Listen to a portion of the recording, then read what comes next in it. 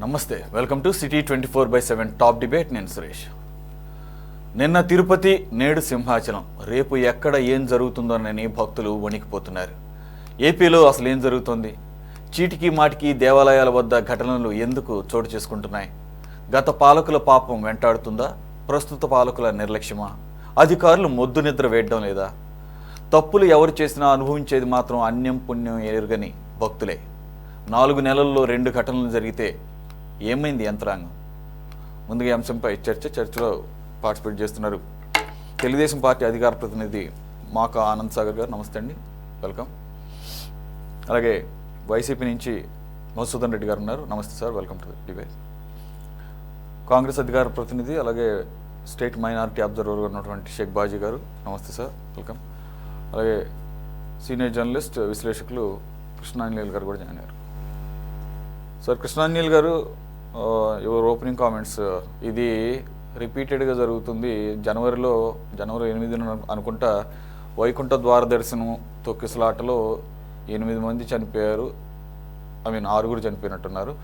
అది దానికి సంబంధించి ఏదో తూతూ మంత్రంగా 2-3 సస్పెండ్ చేశారు పోలీస్ అధికారులను. అది కూడా ఆ తర్వాత ఏదో ఎంక్వైరీ కమిటీ వేశారు. ఆ కమిటీ అప్డేట్స్ కూడా ఈ మధ్య అసలు ఎక్కడ ఎంతవరకు వచ్చిందో, అది ఏమైందో కూడా ఎవరికి తెలియని పరిస్థితి. ఆల్రెడీ 4 నెలలు అవుతుంది దాదాపుగా. మళ్ళీ ఇది సింహాచలం చందనోత్సవం. మరి భారీ స్థాయిలో భక్తులు వస్తారని తెలుసు. ఇంకా మాట్లాడితే స్వయంగా అక్కడే ఉన్నారు. హోమ్ మినిస్టర్ అనిత గారు కూడా అక్కడే ఉన్నారంట. కొంతమంది మంత్రులు అక్కడే ఉన్నారంట. మంత్రులు ఎక్కడ ఉన్నా కానీ ఈ రకమైనటువంటి దుర్ఘటన జరగటాన్ని అసలు ఎలా చూడాలి? ఇది 300 రూపాయలు పెట్టి కొనుక్కునేటటువంటి ఒక దర్శనానికి సంబంధించిన క్యూ లైన్. అది అంటే డబ్బులు పెట్టుకొని దర్శనం చేసుకోవడానికి నుంచున్నా కానీ భక్తులకి భద్రత ఉండదన్నమాట. సరే, డబ్బులా ఫ్రీయా అది పక్కన పెడదాం. అసలు ఫస్ట్ ఆఫ్ ఆల్ భద్రత కల్పించడం అనేది ప్రభుత్వ బాధ్యత. ఇంకొకటి, సంవత్సరానికి ఒక్కసారి జరిగేది ఈ చందనోత్సవం అనేది. ఏ స్థాయిలో భక్తులు వస్తారో తెలుసు. ఆ టైంలో పేరుకు సమ్మర్ ఉన్నా కానీ ఇప్పుడు మనం చూస్తున్నాము తెలంగాణలో కానీ ఆంధ్రప్రదేశ్లో కొన్ని ప్రాంతాల్లో పిడుగులతో కూడినటువంటి వర్షాలు. సమ్మర్లో కూడా వర్షాలు పడుతుంటే క్యూములో నింబస్ మేఘాలు అనేది ఉన్నప్పుడు భారీ స్థాయిలో పిడుగులు పడతాయి, వడగళ్ళ వాన పడుతుంది, ఈదురుగాలు వస్తాయి. వర్షాకాలంలో పడే వర్షానికి ఈ టైంలో పడే వర్షానికి గాలికి తేడా ఉంటుంది. ఆ సంగతి తెలుసు. ఏదో సింపుల్గా ఈరోజు దేవాదాయ శాఖ మంత్రి గారు అదేదో ప్రకృతి వైపరీత్యం అన్నట్టు మాట్లాడుతుంటే ఆశ్చర్యం వేస్తుంది. అసలు ఆయన అంత సీనియర్ మినిస్టరు. అప్పుడు అంతే ఏదో అందరూ మాట్లాడిన తర్వాత 2 రోజులకు వచ్చాడు ఆయన మీడియా ముందుకి. ఇప్పుడు అంతే ఏదో ఉత్సవ విగ్రహాలలాగా ఉన్నారు మంత్రులు. అసలు కన్సర్న్ మినిస్టర్స్ మాట్లాడరు పూర్తిగా. అదేమంటేనేమో ప్రకృతి వైపరీత్యం అంట. అది ప్రకృతి వైపరీత్యం కాదు, అది క్లియర్గా తెలుస్తుంది. మ్యాన్ మేడ్ డిజాస్టర్ అది. It's criminal negligence on part of the officials and the government. Man made disaster అది. ఈజీగా అవాయిడ్ చేయొచ్చు. అది 10 రోజుల క్రితం కట్టిన గోడ, అసలు ఆ 10 రోజుల క్రితం కట్టిన గోడలు కూడా కూలవు. సరే, ఎక్కడో పైన కొండ మీద నుంచి విపరీతమైన వర్షం పడింది, గాలి, అరే దానికి సపోర్ట్గా దానికి తగ్గ జాగ్రత్తలు తీసుకుంటారు. సరే, కట్టారు పో, దాని పక్కనే క్యూ లైన్ పెట్టడం ఏంటో, దానికి తగ్గట్టుగా జాగ్రత్తలు తీసుకోపోవటం ఏంటో, అసలు టోటల్గా ఫెయిల్యూర్. వీళ్ళు మాత్రం చక్కగా విఐపి దర్శనాల కోసం మాత్రం అర్ధరాత్రులు అక్కడే కూర్చున్నారు మంత్రులు. అదేమంటేనేమో వర్షాల మీదను న్యాచురల్ డిజాస్టర్ అని చెప్పేసి తోసేయటం లేదు, జరిగిపోయిన దానికి ఒక సంతాపం ప్రకటించడం, 25 లక్షలు అనౌన్స్ చేయటం. 25 లక్షలు ఎంతసేపు?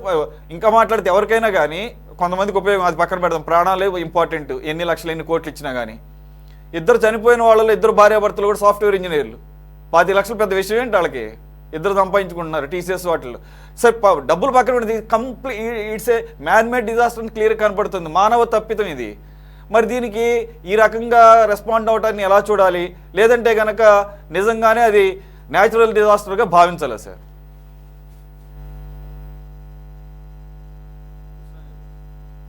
ఆడియో మ్యూట్లో ఉంది సార్. ఆడియో మ్యూట్లో ఉంది. కృష్ణాంజలి గారు మీట్లో లేనండి, కరెక్ట్ గానే ఉంది. మీ మాట నాకు వినపడుతుంది. 8 మంది భక్తులు చనిపోవటం అనేటువంటిది బాధాకరమైనటువంటి విషయం. దీని మీద ముఖ్యమంత్రి చంద్రబాబు నాయుడు దిగ్భ్రాంతి వ్యక్తం చేయటం, అదేవిధంగా ప్రభుత్వం పరంగా కూడా వెంటనే ముఖ్యమంత్రి డీజీపీ అదేవిధంగా ప్రభుత్వానికి సంబంధించినటువంటి సిఎస్ వీళ్ళందరితో కూడా సమావేశం నిర్వహించడం ఏంది, ఈ ఘటనకు సంబంధించినటువంటి అంశం ఎలా జరిగింది అనేటువంటి దాని మీద ముగ్గురు ఉన్నతాధికారులతో ఒక కమిటీ వేయటం, 2 రోజుల్లో నివేదిక ఇవ్వాలని కూడా ప్రభుత్వం రెస్పాండ్ అవటం అనేటువంటిది జరిగింది. దీంతో పాటుగా చనిపోయినటువంటి మృతుల కుటుంబాలకు 25 లక్షలు పరిహారం ఇస్తామని ప్రభుత్వం ప్రకటించినట్టుగా నేను చూసాను. అదేవిధంగా క్షతగాత్రులకు సంబంధించినటువంటి విషయంలో కూడా 3 లక్షలు వాళ్ళ కుటుంబాలకి, వాళ్ళకు వైద్య ఖర్చులు కూడా మేము భరిస్తాం, 3 లక్షలు ఇస్తాం క్షతగాత్రులకి అని ప్రకటన చేసినటువంటి పరిస్థితి ఉంది. అయితే ఇక్కడ జరిగినటువంటి ఘటనకు సంబంధించినటువంటి విషయంలో ఇప్పుడే మనం డిబేట్ ముందు దేవాదాయ శాఖ మంత్రి మాట్లాడినటువంటి ఆనం రామనారాయణ రెడ్డి గారు మాట్లాడినటువంటి మాటలు విన్నాం. ఆయన మాట్లాడినటువంటి ఆనం రామనారాయణ రెడ్డి ఏమంటున్నారు మంత్రి, ఇది ఒక జాతీయ విపత్తు లేకపోతే ఏదో విపత్తు వల్ల జరిగింది ఇది అనేటువంటి విధంగా మాట్లాడుతున్నారు. అంటే వర్షం పడింది కాబట్టి విపత్తు అని అనుకోవటానికి, వర్షం పడి గోడ కూలింది కాబట్టి మనం ముందు ఎక్స్పెక్ట్ చేయగలమని అంటే, ఆ వర్షానికి గోడ కూలేటువంటి పరిస్థితులు ఇప్పుడు సపోజ్ సింహాచలం చుట్టుపక్కల ఉన్నటువంటి ఏరియాల్లో ఎన్ని గోడలు కూలాయి ఆ వర్షానికి, అదే ప్రాంతంలో అదే గాలులు వర్షాలు వచ్చినాయి కదా, ఎక్కడైనా గోడలు కూలాయా? అదేవిధంగా ఆ గోడకు సంబంధించినటువంటి విషయంలో ఆ గోడ నిర్మించి ఒక 20 రోజులు 10 రోజులు ఎన్ని రోజులు అయినాయి అని అంటున్నారు. ఓకే, ఒక కొత్త గోడలు ఎప్పుడు కూడా ఒకవేళ వర్షం పడ్డా లేకపోతే ఇంకోటి ఉన్నా కానీ పటిష్టంగా ఉంటాయి తప్ప ఈ వర్షానికే కూలిపోయేటువంటి పరిస్థితులు ఎలా ఉంటాయి? ఒకటి, ఆ విధంగా గోడ నిర్మాణంలో పూర్తిగా డొల్లతనం ఉంది అనేటువంటిది స్పష్టంగా అర్థమవుతున్నటువంటి అంశం. అయితే ఇక్కడ కీలకమైనటువంటి అంశం ఏంటంటే, ఈ రోజున హోంమంత్రి అనిత కూడా మాట్లాడారు. ఆవిడ మాట్లాడినటువంటి విషయాలు ఇవన్నీ కూడా మనం ఒకసారి గమనిస్తే, ఈ చందనోత్సవం ఉంది, ఇలాగ భక్తులు వస్తారని తెలుసు, అందుకోసమనే గత 2 రోజులు 3 రోజుల నుంచి కూడా మేము దీనికి సంబంధించినటువంటి ఏర్పాట్లన్నీ కూడా క్షుణ్ణంగా పరిశీలిస్తున్నాం అనేటువంటి విషయాన్ని కూడా ఆవిడ చెప్పారు. మరి ఆవిడ క్షుణ్ణంగా పరిశీలించినప్పుడు ఈ గోడ దగ్గర ఎలాగూ టికెట్లు తీసుకునేటువంటి భక్తులందరూ నుంచుంటారని తెలుసు. ఒకవేళ ఆ గోడకు సంబంధించినటువంటి వ్యవహారంలో ఇటీవల కొత్తగా నిర్మించిన గోడ అయితే దాని పటిష్టత ఏంటి, ఒకవేళ పొరపాటున ఏదైనా ప్రమాదం జరిగితే ఏమన్నా ఇబ్బంది వస్తుందా ఏంటి అనేటువంటి అంశాలని పరిశీలించారా లేదా? మరి పరిశీలించకుండా ఊరికినే మేమంతా పరిశీలించాం, 3 రోజులు అన్ని ఏర్పాట్లు చూసామనంటే గోడ ఎలా కూలింది? దీనికి ఖచ్చితంగా ప్రభుత్వం వాళ్ళ వైపు నుంచి మాట్లాడేటువంటి మాటలు, మీరు ఇంకొక ప్రస్తావన కూడా చేశారు ఇందాక, ఆ ప్రమాదం జరిగినటువంటి సమయంలో లోపల గుడి లోపల ఉన్నటువంటి వాళ్ళు హోంమంత్రి కుటుంబీకులు, నాకు తెలిసి కొండపల్లి శ్రీనివాస్ రాష్ట్ర మంత్రి వాళ్ళ కుటుంబీకులు, అదేవిధంగా సింహాచలం సంబంధించినటువంటి ఆలయ అనువంశిక ధర్మకర్త అయినటువంటి అశోక్ గజపతిరాజు వాళ్ళ కుటుంబీకులు అందరూ లోపల ఉన్నారండి వాళ్ళందరూ. మరి ఎక్కడా కూడా ఈ సమస్య వచ్చింది ఎవరికి వచ్చిందంటే వాళ్ళందరూ ఎవరు విఐపీలు కాబట్టి వాళ్ళు హాయిగా రైట్ రాయల్కి వెళ్ళి లోపల కూర్చున్నారు. వాళ్ళకు వర్షమైనా వరదైనా వాళ్ళకు వచ్చినటువంటి ఇబ్బంది ఏమి లేదు, వాళ్ళు హాయిగా కూర్చున్నారు. సమస్య అంటే ఎవరిది? 300 రూపాయలు టికెట్ పెట్టుకొని కొనుక్కొని వెళ్ళేటువంటి వాళ్ళ భక్తులకు సంబంధించినటువంటి సమస్యగా ఉంది ఇక్కడ రెండో అంశం ఏంటి అని అంటే, ఇది పూర్తిగా క్రిమినల్ నెగ్లిజెన్సీ అండి, దాంట్లో ఎటువంటి సందేహం లేదు. కేవలం కమిటీలు వేయటము, ఆ కమిటీ ఏం జరిగింది ఏంటి అని తెలుస్తాం అనేటువంటి విధంగా ఇది కంటి తుడుపు చర్య తప్ప ఇంకొకటి కానే కాదు. అందుకని నేను విమర్శగా కాదు, ఒక సూచన చేస్తున్నా ఆంధ్రప్రదేశ్ ప్రభుత్వానికి. ఇలాంటి ఘటనలు మళ్ళీ మళ్ళీ పునరావృతం కాకుండా ఉండాలి అని అంటే ఈ క్రిమినల్ నెగ్లిజెన్సీ అంటే నేరపూరితమైనటువంటి నిర్లక్ష్యం ఉంది కాబట్టి హత్యా నేరం కింద కేసు నమోదు చెయ్యాలి. ఎవరి మీద?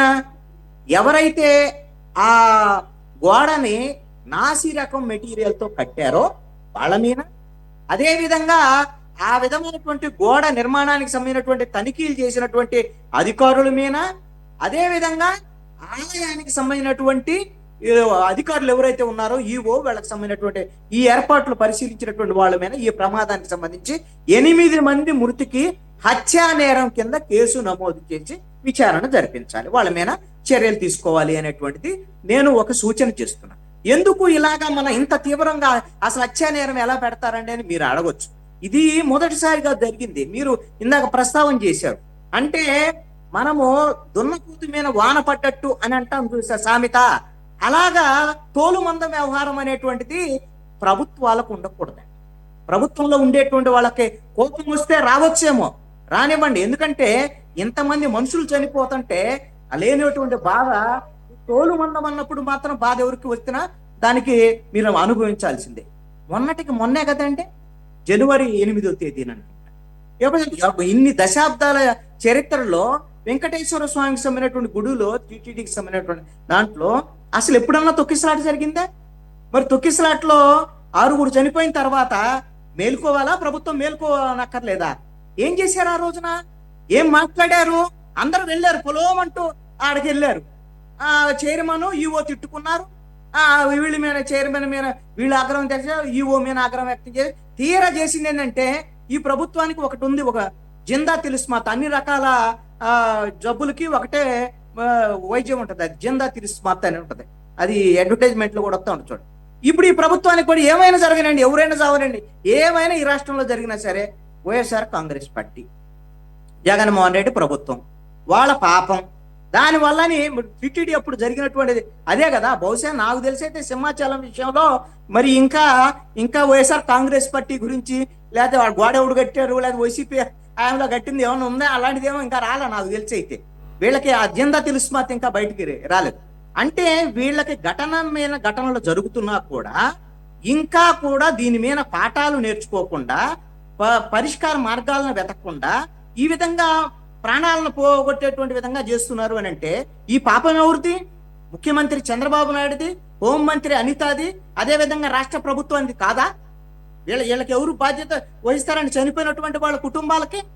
వాళ్ళకి 25 లక్షలు ఇవ్వచ్చు, ఏమైనా చేయొచ్చు, మీరు అన్నట్లుగా డబ్బులు ప్రధానమైనటువంటి అంశం కాదు, చనిపోయినటువంటి ప్రాణాలను తీసుకోవాలి. అలాగని విపత్కర పరిస్థితులు ఘటనలు జరగవా, మీరు అదే పనిగా మాట్లాడుతున్నారు అని అనొచ్చు. అంటే ఘటనల మీద ఘటనలు జరిగి మళ్ళీ అదే తరహా తప్పులు జరిగి ప్రాణాలు కోల్పోయేటువంటి పరిస్థితి ఉంటే దీన్ని ఏమనాలి? అంటే మనకేమన్నా ఈ విధమైనటువంటి క్రౌడ్ మేనేజ్మెంటో లేకపోతే డిజాస్టర్ మేనేజ్మెంటో మనకు తెలియదా అండి? మనం చేయలేమండి?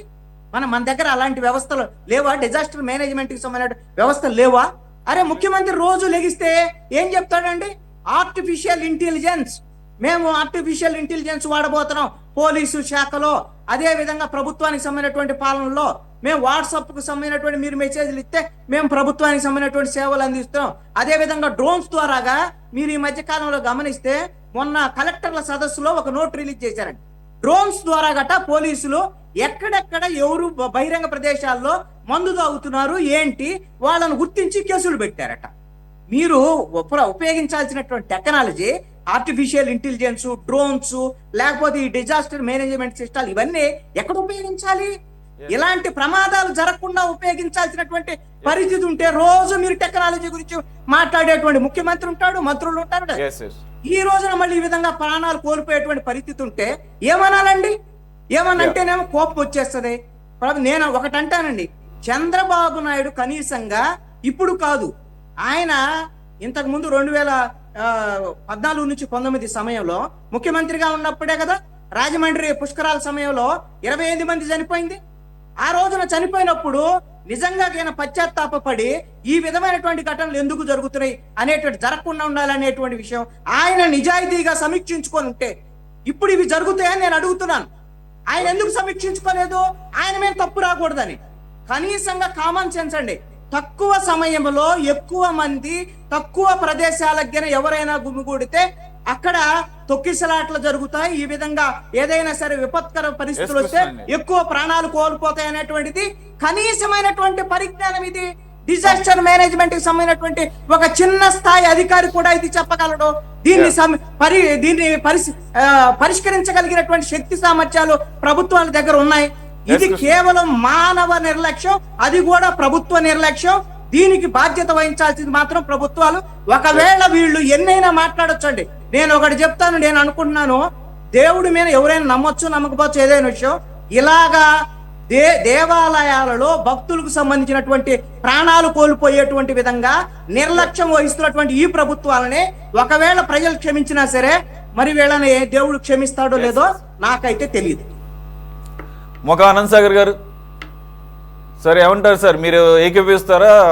దేవాదాయ శాఖ మంత్రి ఆనం రామనారాయణ రెడ్డి గారు చెప్తున్నట్లు ఆయన మొత్తం తప్పిదం అంతా వర్షం మీదను ఈదురుగాల మీద నెట్టేస్తున్నాడు. అసలు ఏమన్నా అర్థం ఉందా సార్? అసలు ఆ మాటల్లో అక్కడ క్లియర్గా తెలుస్తోంది, అక్కడ గోడ ఈ మధ్యనే కట్టారంటున్నారు. అంటే క్వాలిటీ పోయింది, అక్కడ క్వాలిటీ విషయంలో లేదు, బ్యాక్ చెకింగ్ లేదు.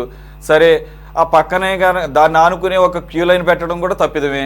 మరి మంత్రులంతా అక్కడే తిష్ట వేసుకుని కూర్చున్నప్పుడు అన్ని సదుపాయాలు అన్నీ రివ్యూలు చేస్తున్నాం అని చెప్పేసి రోజుకోసారి అప్డేట్ ఇస్తున్నప్పుడు, బాజా కొట్టుకుంటున్నప్పుడు మరి ఈ రకమైన ఇన్సిడెంట్ని తీసుకెళ్ళి మళ్ళీ అదేదో న్యాచురల్ డిజాస్టరు ఏదో అనుకోకుండా ఏదో భారీ వర్షాలు అదేమో రోజుల తరబడి పడిందా? లేదు. వేసవికాలంలో అప్పటికప్పుడు ఒక 2-3 గంటల పాటు ఈదురుగాళ్ళు వర్షాలు పడతాయి, దానికే కూలిపోయిందని చెప్పేసి, అందుకని కూలిపోయిందని చెప్పేసి అలా తమ తప్పిదాన్ని ఈ రకంగా తప్పించుకునే రకమైనటువంటి వ్యాఖ్యలు చేయడాన్ని ఎలా చూడాలి సార్? మీరు అసలు ఒప్పుకుంటారు అది? ముందుగా మీకు ప్యానల్ ఉన్నటువంటి పెద్దలకి హృదయపూర్వక నమస్కారం. అలాగే మున్ముందుగా ఎవరైతే సింహాచలం వరాహలక్ష్మీ నారసింహస్వామి సన్నిధిలో ప్రమాదవశాత్తు ప్రాణాలు కోల్పోయారో వాళ్ళందరికీ కూడా ఘన నివాళులు అర్పిస్తూ వారి కుటుంబ సభ్యులకి తెలుగుదేశం పార్టీ తరఫున కూటమి ప్రభుత్వం తరఫున ప్రగాఢ సానుభూతిని సంతాపాన్ని వ్యక్తం చేస్తూ దీన్ని పూర్తిగా విచారం వ్యక్తం చేస్తున్నాం సార్. ఈ విషయంలో మంత్రి గారు ఏం మాట్లాడినా ఆయన మాట్లాడిన దాంట్లో ఏమున్నదనే దాన్ని పక్కన పెడితే నా వ్యక్తిగత అభిప్రాయం, గుడికెళ్ళి ప్రాణాలు కోల్పోవడం అనేది చాలా తీరని బాధాకరమైనటువంటి విషయం. భగవంతుని చూడడానికి సంవత్సరానికి ఒక్కసారి వచ్చే ఆ చందనోత్సవాన్ని తిలకించడానికి భక్తుడు ఒళ్ళంతా కళ్ళు చేసుకుని ఎంతో ఆశతో వెళ్తాడు. వెళ్ళినప్పుడు ఇలాగ అనూహ్యమైన సంఘటనలు జరిగి ప్రాణాలు కోల్పోవడం నిజంగా బాధాకరమైనటువంటి విషయం. చాలా విషయాలు కృష్ణాంజలి గారు చెప్పారు. అందులో ఆయన చేసినటువంటి సూచనలు కూడా కొన్ని అయితే చాలా బాగున్నాయి.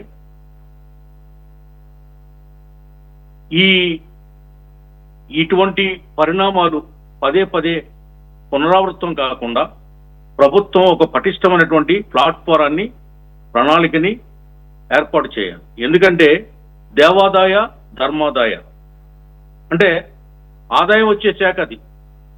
దేవుడు పేరు చెప్పి ఆదాయం, ధర్మం పేరు చెప్పి ఆదాయం వచ్చే దేవాదాయ ధర్మాదాయ శాఖ. మరి ఆదాయం ఎక్కడ పోతుందండి? గుళ్ళోకి వెళ్ళగానే ఒక బోర్డు కనపడుతుంది మనకి. ఆ బోర్డులో అర్చనకింత, అభిషేకానికింత, మంగళహారతికింత, సుప్రభాత పూజకింత, ఆ పూజకింత, వ్రతానికింత, నోముకింత అని చెప్తూ ఆఖరికి లాస్ట్ లో చటకోపం పెట్టే దగ్గర పళ్ళెంలో డబ్బులు వేస్తాం, డిబ్బీలో డబ్బులు వేస్తాం. అంటే గుడిలోకి వెళ్ళి బయటకు వచ్చే వరకు కూడా మనకు తెలియకుండానే ప్రతి హైందవ భక్తుడు దాన ధర్మాలు చేసుకుంటూ డబ్బులు సమర్పించుకుంటూ బయటకు వస్తాడు. ఇంత పెట్టుబడి భక్తుడు పెడతాడు గుడిలోకి వెళ్ళి. అటువంటి భక్తుడికి ప్రాణ రక్షణ లేకపోవడం ఇంత పెద్ద ప్రజాస్వామ్య దేశంలో అసలు ఒక అర్థం కాని విషయం, బాధాకరమైనటువంటి విషయం. దీన్ని ఏమని అభివర్ణించాలో కూడా అర్థం కావట్లేదు. ఇంత అడ్వాన్స్ డేస్ లో, ఇంత అడ్వాన్స్ టెక్నాలజీ ఉన్నప్పుడు వీళ్ళ గోడ కూలిపోయిందంటే అది ప్రకృతి వైపరీత్యం అని అనలేము. ఎందుకంటే ఇప్పుడు ఇదిగో మనం ఈ డిబేట్ లో ఉండగానే మాది కాకినాడలో భయంకరమైన గాలి వాన వచ్చింది. ఇప్పుడు నేను 2 సార్లు లేచాను, అన్ని ఎగిరిపోయిపోయి టప్ప పడిపోయాయి మొత్తం అన్ని. దీన్ని ఏమంటారంటే మామిడికాయల గాలి అంటారు. ఏప్రిల్ నెలలో వచ్చే గాలిని, ఈ వర్షాన్ని, అకాల వర్షం, అకాల గాలి మామిడి చెట్లలో ఉన్న కాయలు రాల్చడం కోసం వస్తుందని రైతులు గగ్గోలు పెడతా ఉంటారు. ఇటువంటిది వచ్చింది అంటే వర్షం పడితే కూలిపోయి గోడలు ఆ దేవస్థానంలో ఉన్నటువంటి ఇంజనీరింగ్ అధికారులు నిర్మిస్తున్నారా? లేకపోతే అలాగ కట్టే వ్యక్తులకి ఆ కాంట్రాక్టులు ఇస్తున్నారా? దాంట్లో ఎవరికి ఎంత ముడుతుంది? ఎవరు తప్పు చేశారు?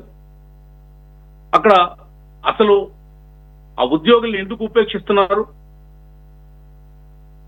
వాళ్ళకి ఉద్యోగ భద్రత ఉంది కానీ భక్తుడికి ప్రాణ భద్రత లేదే. భక్తుడిని పట్టించుకునే నాథుడు ఉంటాడని టెంపుల్కి వెళ్తే నేను నిత్యం టెంపుల్కి వెళ్తా ఉంటాను. ఎవరు పట్టించుకోరండి అసలు. ఆ వస్తాడు పోతాడు. భక్తుడు అంటే వాళ్ళ దృష్టిలో, ఆ ఎంప్లాయీస్ దృష్టిలో, అక్కడ ఆ దేవుడి దగ్గర జీతాలు తీసుకునే ఆ ఉద్యోగస్తుల దృష్టిలో భక్తుడు అంటే ఒక కంటిలో నలిస్తూ సమానం. వాళ్ళకి వాల్యూ లేదు, గడ్డిపోచతో సమానం.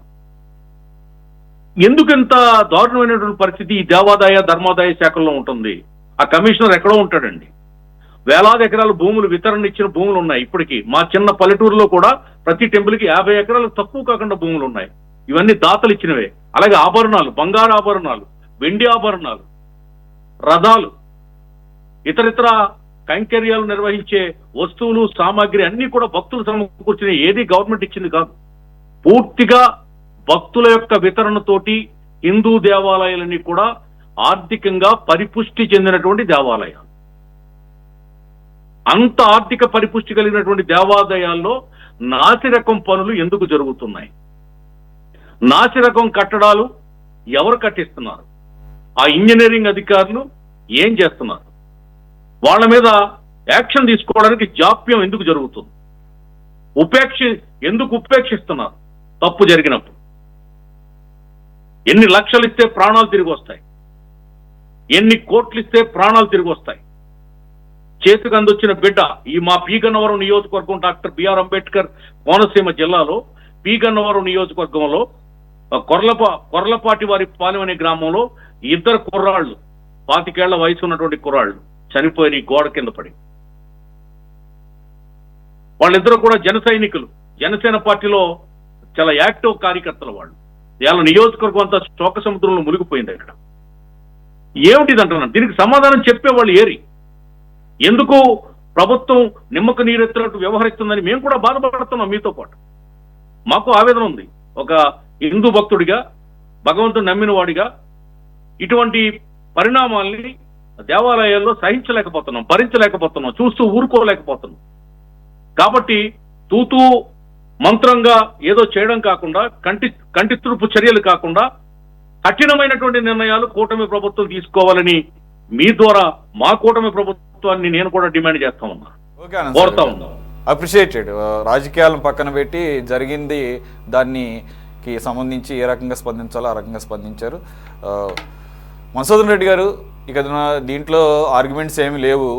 It's a purely avoidable incident. ఇది ఖచ్చితంగా దీన్ని నివారించవలసినటువంటి దుర్ఘటన ఇది. ఇప్పుడు సరే, కనీసంగా క్రౌడ్ మేనేజ్మెంట్ ఒక్కొక్కసారి అదుపు తప్పింది, సాధ్యపడలేదు, అంచనాలకు మించి భక్తులు వచ్చారని చెప్పేసి లాస్ట్ టైం ఏదో తొక్కిసలాట అనుకోండి, కనీసం అది కూడా జరగకూడదు. సరే, వినటానికన్నా ఇది ఉంటుంది. అసలు ఈ గోడ కూలి చచ్చిపోవడం ఏంటండి? అది కూడా 2-3 రోజుల క్రితం కట్టారని కొంతమంది అంటున్నారు, 10 రోజులు. ఎన్ని రోజుల క్రితం కట్టినా కానీ అంత పేలవంగా లేకపోతే అంత నాసిరకంగా కడితేనే ఆ రకంగా జరుగుతుంది. కానీ ఇప్పటి వరకు ప్రభుత్వం నుంచి వచ్చినటువంటి ఎక్స్ప్లెనేషన్ అంతా కూడా ఆ రకంగా లేదు. కానీ రాత్రి కురిసిన వర్షం లేదంటే ఈదురుగాలని చెప్పి చెప్తున్నారు. ప్యూర్లీ ఇది క్రిమినల్ నెగ్లిజెన్స్ అనేది కనపడుతుంది. అక్కడ ఆ గోడ నిర్మించిన వాళ్ళు లేదంటే దాని మీద పర్యవేక్షణ లేకపోవటం, ఇదంతా కూడా క్లియర్గా తెలుస్తుంది. మరి ఈ రకంగా ఒక ఫ్యామిలీకి సంబంధించిన వాళ్ళే 4 చనిపోవటం, ఇప్పుడే ఆనంద్ సార్ గారు చెప్పినట్లు ఒక నియోజకవర్గానికి సంబంధించిన 2 కుర్రవాళ్ళు, అది ఏ పార్టీకి సంబంధించిన వాళ్ళైనా కానీ అక్కడికి అంతా భక్తులే కదా, అన్ని పార్టీల వాళ్ళు వస్తారు. పార్టీలతో సంబంధం ఉంది అక్కడ. అన్ని వయసుల వాళ్ళు వస్తారు, అన్ని వర్గాల వాళ్ళు వస్తారు, పేదలు వస్తారు, ధనికులు వస్తారు. కానీ పోయిన ప్రాణం మాత్రం తీసుకురాలేనటువంటి పరిస్థితి. ఎలా చూడాలి సార్? ఇప్పుడున్న సందర్భంలో, ఇటువంటి సందర్భాల్లో రాజకీయపరమైనటువంటి ఆరోపణలు పక్కన పెట్టేస్తే ఎందు గురించి ఈ రకంగా కంటిన్యూస్గా ఇన్సిడెంట్స్ జరుగుతున్నాయి? ఎందు గురించి వీటి మీద సరైనటువంటి పర్యవేక్షణ లోపం కనపడుతుంది?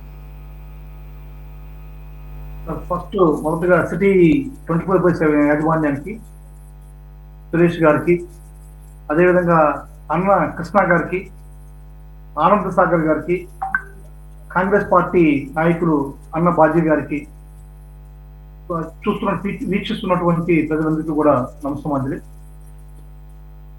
సార్, ఈరోజు సింహాచలంలో దైవ దర్శనానికి వచ్చి ప్రాణాలు కోల్పోయినటువంటి హిందూ భక్తుల అందరికీ కూడా నా ప్రగాఢ సంతాపం తెలియజేస్తున్నాను.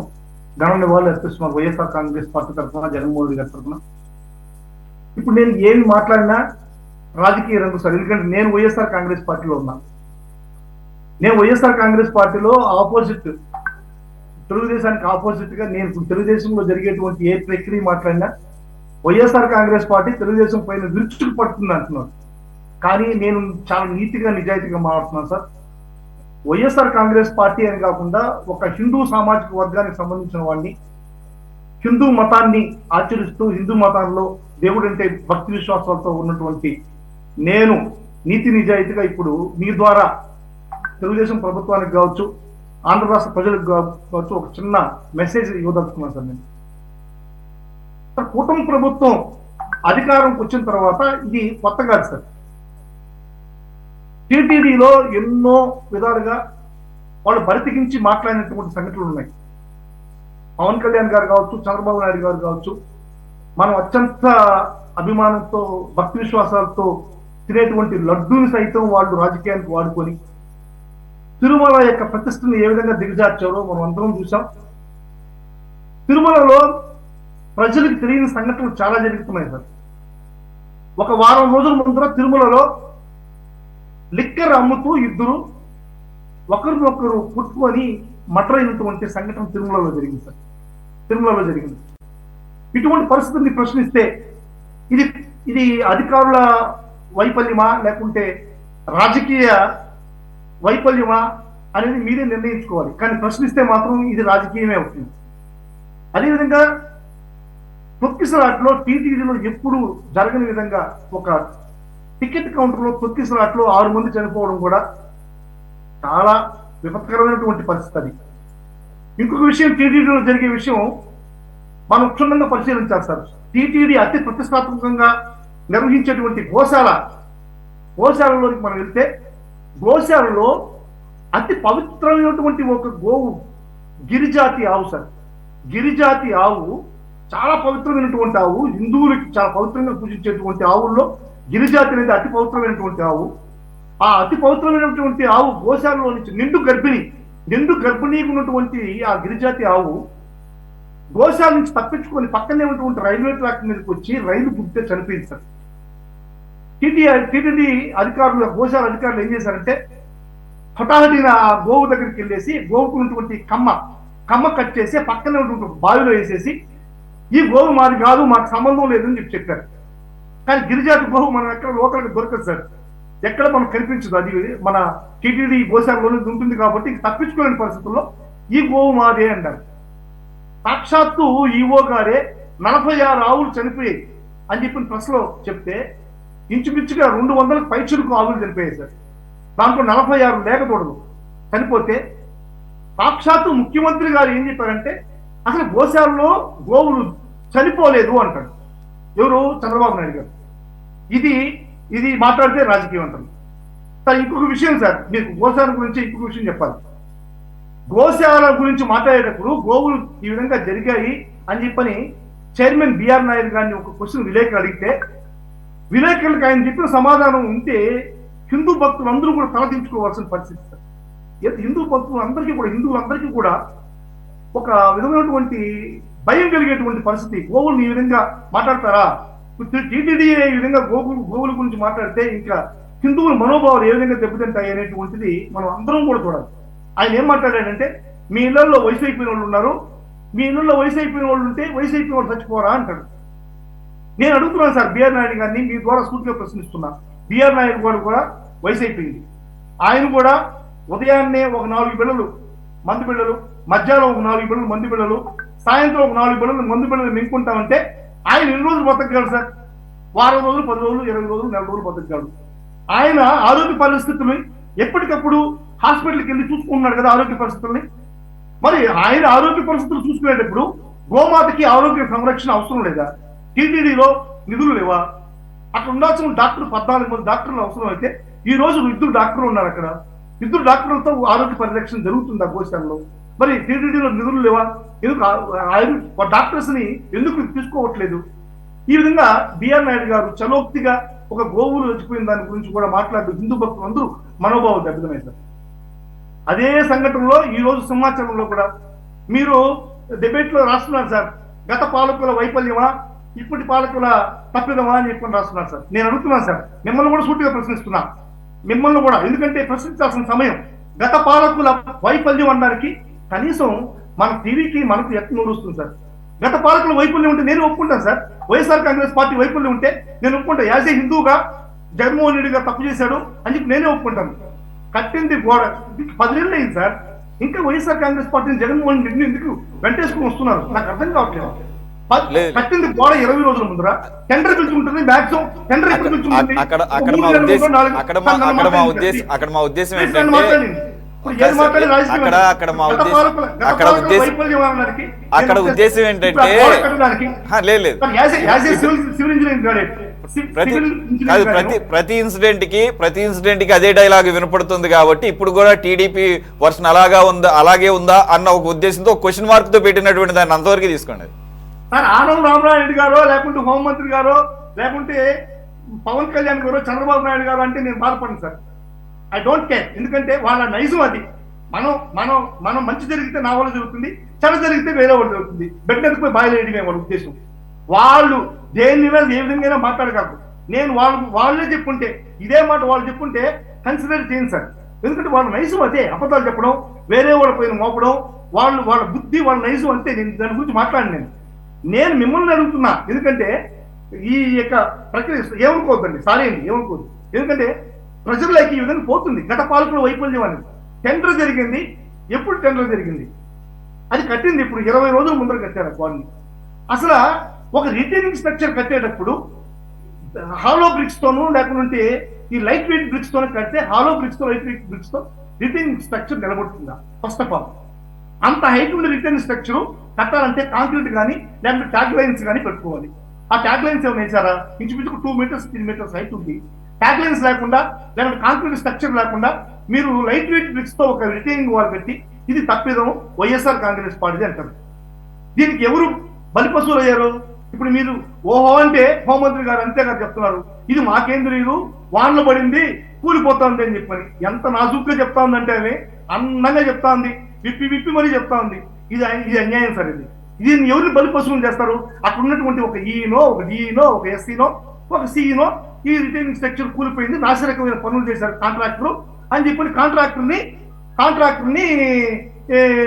బ్లాక్ లిస్ట్ లో పెడతారు. కాంట్రాక్టర్ దగ్గర డబ్బులు వసూలు చేస్తారు, లేకపోతే కాంట్రాక్టర్ జైల్లో పంపిస్తారు, ఈని సస్పెండ్ చేస్తారు, ఎస్సీని పని నుంచి తప్పిస్తారు, ఇంకోటి చేస్తారు. ఆర్ఐ అధికారులు ఎవరైనా సరే వాళ్ళని చేస్తారు.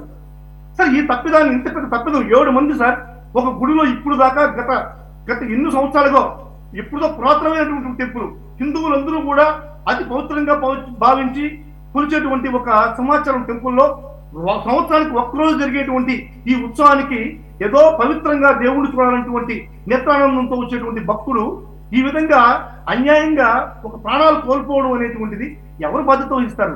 ఒక చిన్న అధికారా, ఆలయ అధికారా? ఏం సీఎం బాధ్యత వహించకూడదా? ఏం ఆనం రామనాయుడు గారి బాధ్యత వహించకూడదా? ఆయన అందంగా వచ్చి ప్రెస్ మీట్ వచ్చి సీఎం గారు వస్తారు, వారు వస్తారు, ఇది వస్తారు, అందంగా ప్రెస్ మీట్ చెప్పేసి ఇంటికి వెళ్ళండి. ఏం ఆయన బాధ్యత వహించి ఆయన బాధ్యత వహించమని చెప్పండి. ఎవరికి కావాలండి మీరు ఇచ్చి 25 లక్షల రూపాయలు? ఒక ప్రాణ విలువ మీరు ఇచ్చేది 25 లక్షల రూపాయల? ఒక హిందూ భక్తుడు విలువ 25 లక్షల రూపాయల? 25 లక్షల రూపాయలు ఇచ్చి మీరు చేతులు దురుపుకోవాలనుకుంటున్నారా? ఇదే మీ నైజం? ఇదే మీరు ప్రభుత్వం చేసేటువంటి పాలన? ఇదే మీరు భక్తులకు ఇచ్చేటువంటి ఇదే జగన్మోహన్ రెడ్డి సమక్షంలో జగన్మోహన్ రెడ్డి పాలనలో జరుగుంటే మీరు ఏం చేసేవాళ్ళు? మీరే చెప్పేవాళ్ళు జగన్మోహన్ రెడ్డి ఒక క్రిస్టియను, అతనికి హిందూ భావాల మీద అవగాహన లేదు, హిందువులు అంటే ఆయనకి గిట్టదు, ఆయన క్రిస్టియానిటీని ఫాలో చేస్తాడు, అందువల్ల హిందూ భక్తుల్ని ఏ విధంగా సరే చంపియాలా అనేటువంటి దృఢనిశ్చయంతో ఉన్నాడు. కాబట్టి ఈ సంఘటనలు జరిగాయి. కానీ ఈ రోజు చంద్రబాబు నాయుడు గారు వచ్చిన తర్వాత ఎన్ని అవకతవకలు జరిగాయి, ఎంతమంది హిందువులు ప్రాణాలు కోల్పోయారు? మీరే సమాధానం చెప్పాలి దానికి. మీ ద్వారా వాళ్ళని అడుగుతున్నా, 2014, 2019లో కూడా ఎంతమంది హిందువులు ప్రాణాలు పొట్టలు పెట్టుకున్నారు చంద్రబాబు నాయుడు గారు. ఇప్పుడు తగ్గుతున్నమ్మ అంటే వచ్చి వాళ్ళు ప్రెస్ మీట్కి వచ్చి మా తప్పిదం లేదంటారు. నేను పూర్తిగా మీ ద్వారా ప్రశ్నిస్తున్నా సార్, వైఎస్ఆర్ కాంగ్రెస్ పార్టీ ద్వారా ప్రశ్నిస్తున్నా. దీనికి బాధ్యత వచ్చి మాత్రం ఏఈనో, ఈఈనో, డిఈనో, లేకుంటే ఆలయంలో ఉన్నటువంటి ఏఓనో, ఈఓనో, లేకుంటే ఇంకొక ఎగ్జిక్యూటివ్ ఆఫీస్ లో బాధ్యత వహిస్తే ఎవరు ఒప్పుకోరు సార్. మిమ్మల్ని ఆ వెంకటేశ్వర స్వామి కూడా క్షమించడు. ఖచ్చితంగా ముఖ్యమంత్రి అదే విధంగా ఈ విషయంలో బాధ్యత వహించి మధుసూదన్ రెడ్డి గారు నేను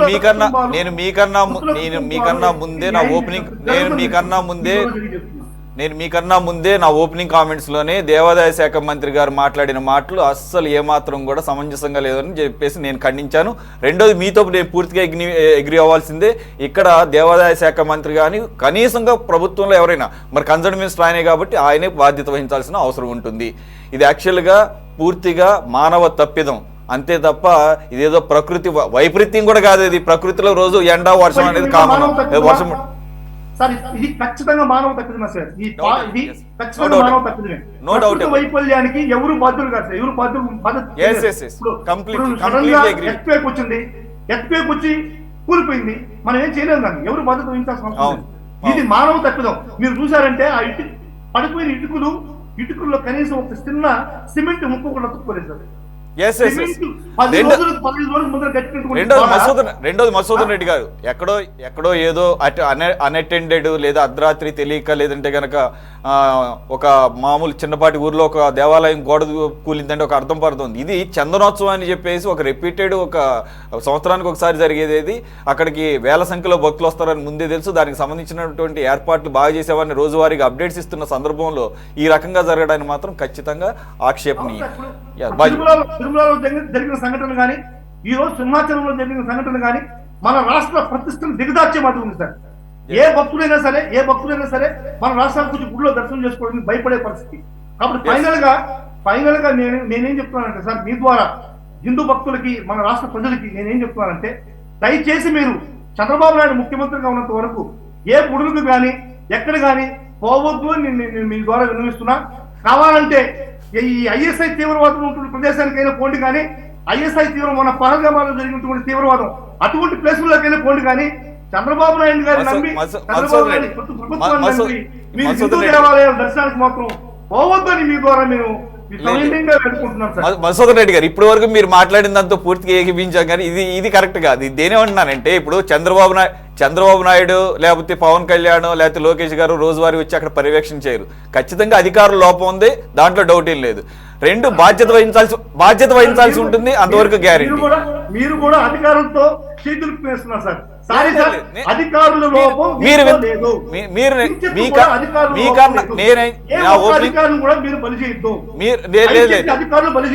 అధికారులు అంటే ఉంటే చంద్రబాబు నాయుడు గారు కానీ లేకుంటే ఆనం రామనాయుడు కానీ రిజైన్ చేస్తే దీంట్లో భక్తులకు న్యాయం జరుగుతుంది. అధికారుల్ని విధుల నుంచి తప్పించి లేకుంటే అక్కడ ఉన్నటువంటి కాంట్రాక్టర్ ని సస్పెండ్ చేసి కాంట్రాక్టర్ ని జైల్లో పెట్టించి మీరు చేతులు దులుపుకుంటామంటే మాత్రం హిందూ సమాజం ఒప్పుకోదు. మీరు నైతిక బాధ్యత వహిస్తూ చంద్రబాబు నాయుడు గారు రిజైన్ చేయాలా, లేకుంటే ఆనం నారాయణ రెడ్డి గారు రిజైన్ చేయాలా. చేస్తేనే ఈ యొక్క సంఘటనకి నిజమైనటువంటి ఒక పరిష్కారం దొరుకుతుంది. హిందూ భక్తుల మనోభావాలు బాగుపడతాయి, దెబ్బతిందో అంటున్నాం. మీరు మళ్ళీ ఇటువంటి సమస్యలు ఎదురు రాకుంటున్నారంటే పాలకుల తప్పిదాన్ని మనం గుర్తించాలి sir. You got every right to demand for it, okay? Being in opposition అనే కాదు, మీరు అన్నట్లుగా ఒక సామాన్య భక్తుడిగా ఒక హిందువుగా మీరు డిమాండ్ చేయడంలో తప్పేం లేదు. కాకపోతే నేను ఏమన్నానంటే, ఇక్కడ రేషనాలిటీ కూడా చూడాల్సిన అవసరం ఉంది. అలాగని చెప్పేసి నేను అధికారులు అంటే దాని అర్థం ఓన్లీ ఎవరైతే కాంట్రాక్టర్లు అది కాదు. అక్కడ నేను మీకన్నా ముందే నేను కన్సర్న్ మినిస్టర్ అయినటువంటి రామనారాయణ రెడ్డి గారి వ్యాఖ్యలు నేను మీకన్నా కూడా తీవ్రంగా ఖండించాను. కాబట్టి మీరు దాన్ని కూడా పరిగణన తీసుకోవాలి. బాజీ గారు ప్లీజ్. హోమ్ మినిస్టర్ సమక్షంలోనే ఈ విధంగా జరగడం దారుణం సార్. అవును, సాక్షాత్ హోమ్ మినిస్టర్ గారి సమక్షంలో ఆ సమయంలో అక్కడ ఇది ఏం సమాధానం చెప్పాలనుకుంటున్నారు అనేది ఖచ్చితంగా మీ ద్వారా ఇది రాష్ట్ర ప్రభుత్వం ప్రశ్నించాల్సిన అవసరం ఉంది సార్. తప్పకుండా. బాజీ గారు ప్లీజ్. సురేష్ గారు, ముందుగా మీకు అట్లాగే ప్యానల్ ఉన్న మిత్రులందరికీ కూడా శుభ సాయంత్రం నమస్కారం. మన డిబేట్లో ఉన్న అంశానికి వెళ్ళబోయే ముందు నేను ఒక విషయాన్ని ప్రస్తావించి డిబేట్లోకి వెళ్తాను, ఆ సబ్జెక్టులోకి. ఈరోజు చాలా దురదృష్టకరమైన సంఘటన మన విజయవాడలో జరిగింది. మా పార్టీ అధ్యక్షురాలు షర్మిలారెడ్డి గారు ఇవాళ ఒక కార్యక్రమాన్ని అమరావతిలో ఏర్పాటు చేసుకుంటే ఆవిడని గృహ నిర్బంధం చేశారు, ఆవిడ హౌస్ అరెస్ట్ చేశారు. సరే, ఆవిడ రిక్వెస్ట్ మీద పార్టీ ఆఫీసులో నిరసన కార్యక్రమం పెట్టుకోవడానికి పార్టీ ఆఫీస్కి వస్తే అక్కడ బీజేపీ అల్లరి మూకలు రాళ్లతోటి కర్రలు తీసుకొని తర్వాత కోడిగుడ్లతోటి వచ్చి ఆంధ్రరత్న భవన్ ఏదైతే కాంగ్రెస్ పార్టీ ఆఫీస్ ఉందో దాని మీద దాడి చేశారు. ఆ దాడి చేసిన వాళ్ళు పోలీసుల సమక్షంలోనే, ఏదైతే ఈవిడ బయటకు వస్తుందేమోనని ఈవిడ్ని బయటకు రానికుండా చేయడానికి కాపలా ఉన్న పోలీసుల సమక్షంలోనే వాళ్ళు అటాక్ చేసి గేట్లు దూక్కొని లోపలికి వచ్చి మరి దాడి చేయడానికి ప్రయత్నం చేశారు. మీడియా వాళ్ళందరూ అప్పుడు ప్రెస్ మీట్లో ఉన్నారు మేడం. ప్రెస్ మీట్లో ఉన్న మీడియా అందరూ అటెన్షన్ అటువైపుకి తిప్పిన తర్వాత వాళ్ళు పారిపోయిన తర్వాత మళ్ళీ ప్రెస్ మీట్ కొనసాగిస్తుండగా కూడా బయట నుంచి రాళ్లు విసిరారు. ఇది చాలా హేయమైన చర్య. ఇది ఊహించనిది. బీజేపీ కార్యకర్తలు, బీజేపీ అల్లరిమూక రౌడీలు కాంగ్రెస్ పార్టీ ఒక పార్టీ ఆఫీస్ మీద దాడి చేయడాన్ని మేము తీవ్రంగా ఖండిస్తూ, దానికి నిరసనగానే ఈరోజు మేము డిబేట్లో నేను బ్లాక్ టవల్ తోటి నేను అటెండ్ అవుతున్నాను డిబేట్లోకి. కాబట్టి కాకపోతే ఈ సంఘటన మీద చాలా అత్యంత దురదృష్టకరం ఏంటంటే ప్రభుత్వం నుంచి ఎటువంటి స్పందన లేదు. ఈవెన్ ఇట్లా వేరే ఆ పార్టీ వాళ్ళు వచ్చి దాడి చేశారనే దాని మీద ప్రభుత్వం నుంచి ఈవెన్ ముఖ్యమంత్రి గారు కానివ్వండి, లోకేష్ గారు కానివ్వండి, ఈవెన్ పవన్ కళ్యాణ్ కానివ్వండి, బీజేపీ వాళ్ళు కానివ్వండి, ఎవరు కూడా దీని మీద ఖండించలేదు, కనీసం ప్రస్తావించకపోవడం అనేది చాలా అన్యాయం. ఇది పోను ఏ రకమైన విధానాలకి వెరితరలు వేస్తుందని చెప్పేసి ఆందోళనతోటి ఉన్నాము. కాబట్టి దీన్ని తీవ్రంగా కాంగ్రెస్ పార్టీ నుంచి ఖండిస్తూ, ఇంకొక ముఖ్యమైన అంశం ఏంటంటే ఇవాళ కాంగ్రెస్ పార్టీ ఒక అత్యంత గొప్ప విజయాన్ని సాధించింది. అదేంటంటే కేంద్ర కేబినెట్ ఇవాళ కులగణనకి ఆమోదం తెలిపింది. ఏదైతే మా పార్టీ రాహుల్ గాంధీ గారు ఒక లైన్ తీసుకున్నారో, గత మరి కొన్ని సంవత్సరాల నుంచి పోరాటం చేస్తున్నారు ఆయన, ఈ దేశంలో కులగణన చేయండి, 1931 తర్వాత జరగలేదు, ఓన్లీ జనాభా లెక్కలు చేస్తున్నారు కాబట్టి కులగణన చేయండి అంటే బీజేపీ వ్యతిరేకిస్తూ వచ్చింది. ఈరోజు మా డిమాండ్ని యాక్సెప్ట్ చేస్తూ, మా డిమాండ్ సహేతుకమైందని చెప్పేసి ప్రూవ్ చేస్తూ కేబినెట్ డెసిషన్ తీసుకుంది. మేము స్వాగతిస్తున్నాం, కేంద్ర కేబినెట్కి అభినందన తెలియజేస్తున్నాం. ఇకపోతే ఈ డిబేట్లోకి వచ్చేసరికి మరి మంత్రి ఆనం నారాయణ రెడ్డి గారు మాట్లాడినా, ముఖ్యమంత్రి గారు మాట్లాడినా, పవన్ కళ్యాణ్ గారు మాట్లాడినా వాళ్ళ విధానం ఎలా ఉందంటే చేతులు గాలిన తర్వాత ఆకులు పట్టుకున్నట్టు ఉంది. మొన్న ఇటీవల తిరుమల తిరుపతి ఏదైతే వైకుంఠ దర్శనానికి టికెట్లు కొనుగోలు కోసం తొక్కిసలాట్లో ఘోరం చూసాం. అప్పుడు ముఖ్యమంత్రి గారు ఏమన్నారు, మళ్ళీ ఇలాంటి చర్యలు సంఘటనలు పునరావృతం కాకుండా తగిన చర్యలు తీసుకుంటామని చెప్పేసి ప్రామిస్ చేశారు. ఆ చర్యలు ఏమైనాయి, విచారణ ఏమైంది మీకేమైనా తెలుసా? మాకైతే తెలియదు, ప్రజలకు తెలియదు, మీడియాకి ఏమైనా తెలియజేశారా? ఏం చర్యలు తీసుకున్నారు? ఆ బాధ్యులు ఎవరు? తిరుమల తిరుపతిలో రీసెంట్గా జరిగిన సంఘటన మీద ఏ విచారణ చేశారు? ఎవరిని బాధ్యులు చేశారు? బాధ్యుల మీద చర్యలు ఏం తీసుకున్నారు? ఇప్పుడు ఈ సంఘటనకు కూడా మళ్ళీ ఒక ముగ్గురితో కమిటీ వేయటం, మళ్ళీ విచారణ చేస్తామని చెప్పేసి మళ్ళీ ప్రకటనలు, ఇవన్నీ కూడా కంటి తురుపు చర్యలు తప్ప ఏమి ప్రయోజనం లేని ప్రకటనలు. ప్రభుత్వం చాలా నిర్లక్ష్యంగా ఉంది. పుణ్యక్షేత్రాల్లో ధార్మిక కార్యక్రమాల్లో లక్షలాది మంది అటెండ్ అవుతున్న సందర్భంలో తీసుకోవాల్సిన కనీస జాగ్రత్తలు కానీ బాధ్యత కానీ తీసుకోకుండా ప్రవర్తిస్తూ ఉంది. ఇప్పుడు ఒకటే నేను చెప్తున్నానండి, ఇప్పుడు ఏదైతే టెక్నికల్గా మాట్లాడుతున్నారు, అసలు ఆ గోడ 10 రోజులు కట్టడం ఏంటండి? గాలి వీస్తేనే పడిపోద్దా గోడ? వర్షం వస్తే పడిపోద్దా? ఇందాక మన వైసీపీ మిత్రుడు చెప్పినట్లుగా ఆయన ఏంటంటే దానికి ఒక పద్ధతి ఉంది గోడ కట్టడానికి. రిటైనింగ్ వాల్ కాంక్రీట్ తోటి కట్టాలి, పిల్లర్స్ ఉండాలి, హాలో బ్రిక్స్ తోటి కట్టారు, మధ్యలో సిమెంట్ లేదు, ప్లాస్టరింగ్ లేదు. ఇవన్నీ చూసుకోవాల్సిన బాధ్యత ఎవరిది? అట్లాగే 15 రోజుల క్రితం సమీక్ష నిర్వహించి ఒక బ్రహ్మరాంబ మేడంని ఒక పర్యవేక్షణ అధికారిగా నియమించారు. ఏదైతే జాయింట్ సెక్రటరీ ఎండోమెంట్స్ ఉందో ఆవిడ్ని చాలా పర్యవేక్షణలు చేశారు. ఏం లాభం అండి? ఈ గోడ ప్రమాదంగా ఉందేమో అని పరిశీలించాల్సిన బాధ్యత లేదా? కాబట్టి ఏంటంటే పూర్తిగా నిర్లక్ష్యం వహిస్తున్నారు. ఇంకొక అనుమానం ప్రజల్లో తలెత్తుతా ఉంది. ఆఫ్టర్ ఆల్ ఒక ఆలయంలో 20 అడుగుల గోడ కట్టడానికి వీళ్ళు పర్యవేక్షణ లోపిస్తే రేపు అమరావతి ఏం కడతారు? అమరావతిలో నిర్మాణాలు ఏం పర్యవేక్షిస్తారు? పెద్ద పెద్ద కట్టడాలు కట్టాలి, ఏం కడతారండి వీళ్ళు? అమరావతి నగరాన్ని నిర్మిస్తారు, ఏం పర్యవేక్షిస్తారు? మేఘా లాంటి పెద్ద సంస్థ నిర్మించిన కాళేశ్వరం ప్రాజెక్టులో కొంత భాగమే కూలిపోయింది. పర్యవేక్షణ లోపం, ప్లానింగ్ లోపం. కాబట్టి అమరావతి లాంటి ఒక ఏదైతే కృష్ణానది పరివాహక ప్రాంతంలో ఎక్కువ డెప్త్కి వెళ్లాల్సిన construction high technology, high sound technology అవసరమైన చోట ఎంతో పర్యవేక్షణ అవసరం. కాబట్టి ఇప్పుడు ఈ గోడ ఉదంతం వల్ల ఈ అమరావతి నిర్మాణం మీద కూడా ప్రజల్లో ఆందోళన స్టార్ట్ అయింది. కాబట్టి నేను గవర్నమెంట్కి ఒకటే విజ్ఞప్తి చేస్తున్నాను, మీరు సిన్సియర్గా చేయండి, ప్రజల ప్రాణాలతో చెలగాటం ఆడొద్దు. ఈ అమరావతి నిర్మాణం అంటే ఆషామాషి కాదు. మీరు కట్టే high rising buildings, shear wall technology తోటి హై రైజింగ్ బిల్డింగ్స్ 30 అంతస్తులు ప్లానింగ్ చేస్తున్నారు. అదంత ఆషామాషి విషయం కాదు. చాలా జాగ్రత్తగా నిర్మాణం చేయాలి, పర్యవేక్షణ ఉండాలి, చాలా టెక్నికల్గా లోతైన విశ్లేషణ తర్వాత మాత్రమే నిర్మాణం జరగాలి. ఈ గోడ మీదే వీళ్ళు చేయలేకపోతే ఇంకా ఏం చేయగలుగుతారనేది నా డౌట్, ఆందోళన వ్యక్తం చేస్తున్నాను. అట్లాగే ఏంటంటే ఇప్పుడు ఇదే ఈ ఈ సంఘటన వెనకాల ఒక రీజన్ ఉందండి. మొన్న జరిగిన సమీక్ష సమావేశంలో తెల్లవారుగా జామున 3:30 నుంచి 4:30 సమయంలో విఐపి కేటాయించారు ఆ గంట సమయం. విఐపీల దర్శనం, విఐపీలు జడ్జీలు కానివ్వండి, మంత్రులు కానివ్వండి, ఎమ్మెల్యేలు ఎంపీలు కానివ్వండి, వాళ్ళకి కేటాయించారు ఆ గంట. సరిగ్గా అదే సమయంలో గోడ కూలింది. అంటే అక్కడ భద్రతా వైఫల్యం, ఎవరైతే ఉన్నారో పర్యవేక్షణకు నియమించబడిన వాళ్ళందరూ కూడా విఐపీల సేవలో తరిస్తూ ఉన్నారు. సామాన్య భక్తుల్ని గాలికి వదిలేశారు. అక్కడ తొక్కిసలాట జరిగిందా, గోడ మీద పడ్డారా? 3 అడుగుల గ్యాప్ ఉంది గోడకిను క్యూ లైన్లకి మధ్య. 3 అడుగుల గ్యాప్ ఉంది.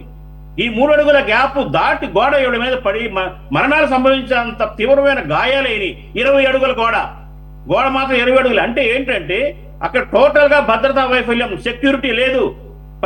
అక్కడ అదుపు చేసే పరిస్థితి కానీ, కంట్రోల్ చేసే పరిస్థితి కానీ లేదు. ఇంకొక విషయం ఏంటంటే అక్కడ 2 లక్షల మంది భక్తులు అంచనా వేశారు వీళ్ళు.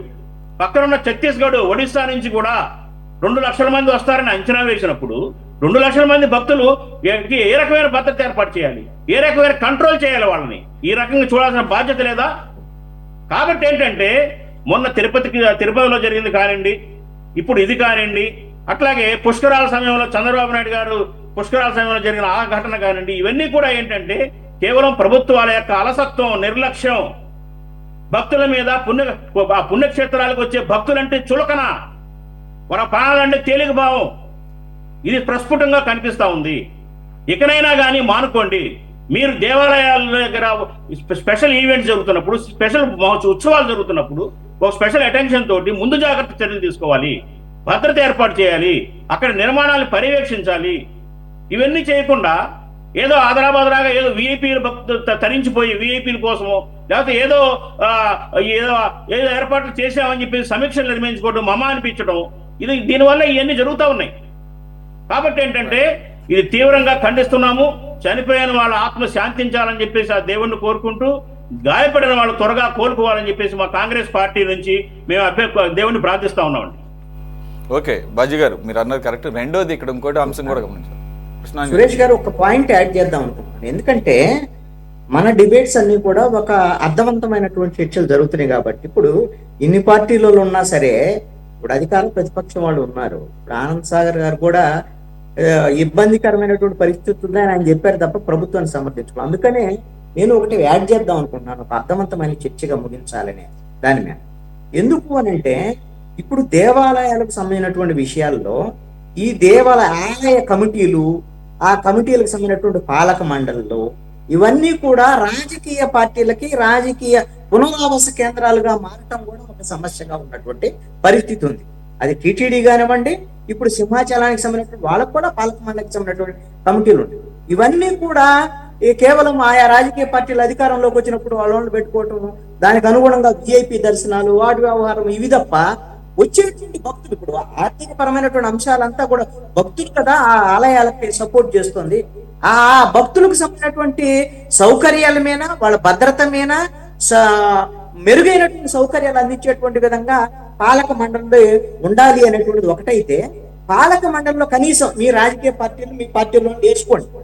నా సూచన ఏంటి అంటే, పాలక మండలిలో కనీసము ఒక డిజాస్టర్ మేనేజ్మెంట్ కి సంబంధించి వాటిలో పనిచేసినటువంటి రిటైర్డ్ ఆఫీసరు, అదేవిధంగా రిటైర్డ్ పోలీస్ ఆఫీసరు, అదేవిధంగా ఈ క్రౌడ్ మేనేజ్మెంట్, వీటికి సంబంధించినటువంటి విషయాల్లో వివిధ దేవాలయాల్లో పనిచేసినటువంటి వాళ్ళు సంబంధించినటువంటి వాళ్ళు, దేవాలయాల్లో పనిచేసినటువంటి అర్చకులు కావచ్చు, లేదా ఇంకోళ్ళు కావచ్చు, అలాంటి ఎక్స్పీరియన్స్ ఉన్నటువంటి వాళ్ళని ఆ విధమైనటువంటి వాళ్ళను కూడా ఎక్స్పర్ట్స్ కూడా మీరు ఈ కమిటీల్లో వేయండి.